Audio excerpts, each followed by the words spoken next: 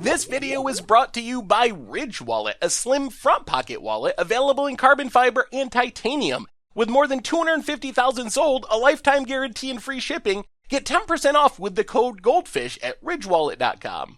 Hello everyone, it's Seth, probably better known as Saffron Olive, and it's time for another Instant Deck Tech. So as you know, Thursday means it's Fishbowl Thursday here at Instant Deck Tech Land, and we have a spicy Ravnica Allegiance-influenced modern combo deck to look at today. This is Electro-End combo, and it comes to us from A Little Cheeky, so thank you so much to A Little Cheeky for sending in a super cool deck. And if you'd like your own deck considered for a future Fishbowl Thursday, make sure to leave that link in the comments, or you can email me, saffronolive@mtggoldfish.com.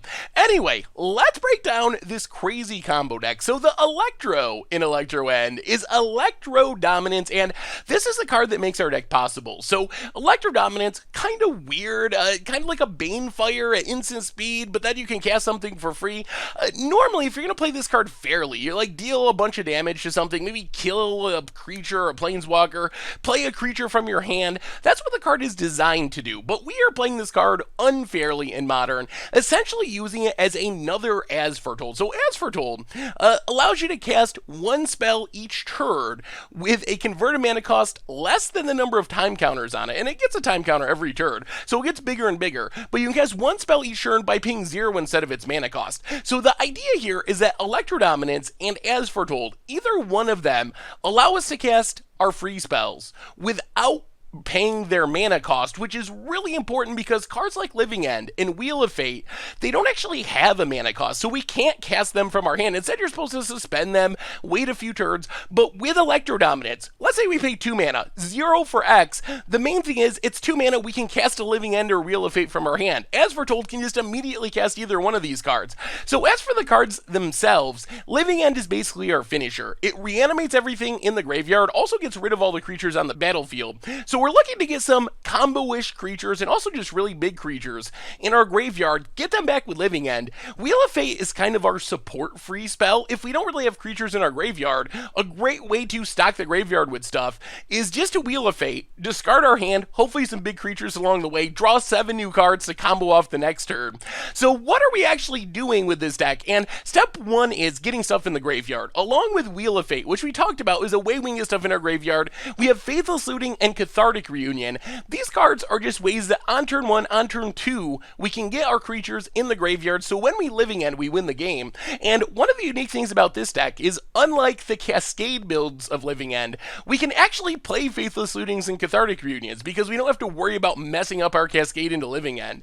As far as the creatures we're attempting to get in the graveyard, our main combo piece is Kiki-jiki. So we have a mixture here of an infinite combo and also just some really big creatures. So number 1 is we can win if we get Kiki-jiki and Zealous Conscripts on the battlefield at the same time. So Kiki-jiki taps to make a token that's a copy of a creature we control. Zealous Conscripts, it's designed to steal something of our opponents, give it haste, kind of a threaten on a body. The trick here is, with Kiki-jiki, we can copy Zealous Conscripts, and instead of stealing our opponent's thing, we can gain control of and untap our own Kiki-jiki, which means we can activate Kiki-jiki again to copy Zealous Conscripts, and the end result is we just have infinite hasty Zealous Conscripts to kill our opponent. We also just have 2 big Eldrazi. Pathrazer of Ulamog and It That Betrays are massive, they annihilate our opponent's board, they win in just a couple of attacks, and they're not legendary, so we can copy them with Kiki-jiki, even though that's not really an infinite combo kill. Still, a hasty Pathrazer or It That Betrays is a really big annihilating threat going into our opponent's face. So we want to get these cards in our graveyard, maybe on turn 1 with Faithless Looting, turn 2 with our Wheel of Fate, and then we get them all back with Living End. To speed up the process, we have Simian Spirit Guide, just free mana from our hand, and a couple of Gemstone Caverns, basically an extra land if we are on the draw and have it in our opening hand. It costs us a card, but still it's as close as you can get to like a Lotus Petal or Chrome Mox in the Modern format. So these cards just allow us to cast our stuff a little bit earlier, and really with this deck, we can win as early as turn 1. It's not impossible that we win on turn 1. Take for example, let's say we Faithless Looting on turn 1, and then we discard a kiki-jiki and a Zealous Conscripts. Then we could like Simian Spirit Guide, Electro-Dominance for Living End, get back our combo pieces, just win the game right away. Although the turn 1 win isn't that common, a turn 2 win, turn 3 win, definitely very practical with this deck if we can get the right cards in our graveyard. And then Wheel of Fate, like we talked about, is just our backup support plan where we can wheel through our deck to find our living ends, find our big finishers, and set up the plan to win the game. And that's basically the deck. Get our combo pieces, big creatures in the graveyard, Electro-Dominance as foretold to cheat our living ends and Wheel of Fates into play and win the game. As far as the mana base, we talked about Gemstone Caverns.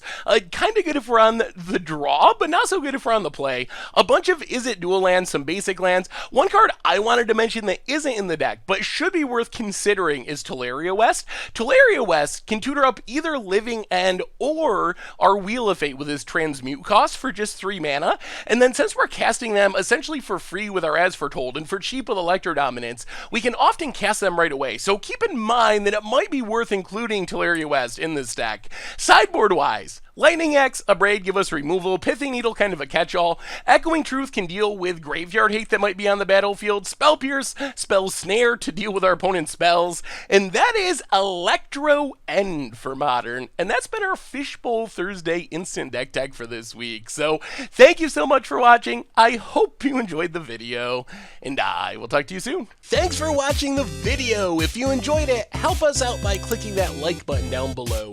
And to keep up on all the latest and greatest, click that subscribe button. And don't forget to hit that bell icon to get alerts whenever we have new videos. And if you want to, check out some of our other sweet videos here and here.